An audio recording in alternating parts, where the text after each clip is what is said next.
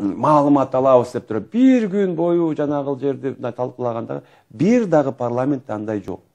Комитеттин деңгээлинде парламенттик угууларды өткөзүүгө болот, бирок жалпы эле күнүгө эле ошол убактын жөнөкөй эле кетире бергендери бул өтө чоң мындай кыянатчылык дагы чыккынчылык деп эсептейм. Кабинет министринин төрагасынын орун басары биздин парламентке андай сөздөрдү ыксыз ообу жок, шакаба шылдың сөздөрдү айтканга эч кандай укугу жок. Түшкү маал убакыт келип калды.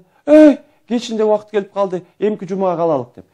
Парламент керек болсо круглосуточно иштеш керек. Парламент кандай иштеш керек, эмне иш кылыш керек үйрөтө турган ал жигит эмес, ал капталдан чыккан бир балакай баатыр боло бербесин. Жер тепкилесеңер дагы биздин кылыбыз кыйшайбайт. Мага Кыргызстанда пахтакор деген ат коюшту.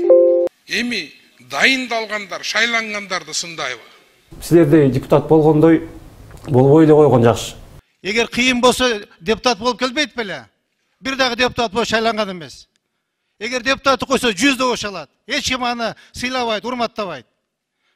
Анан чыгып алып эле кылыбыз кыйшайбайт, кылым кыйшайбайт дейт. Эмне деген кыл аныкы? Кандай кыл ал?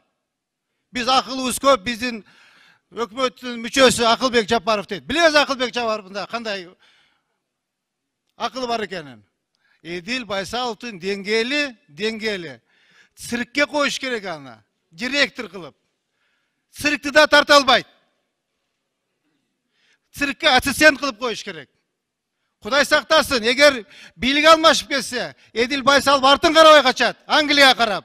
А биз ушул жерде калабыз.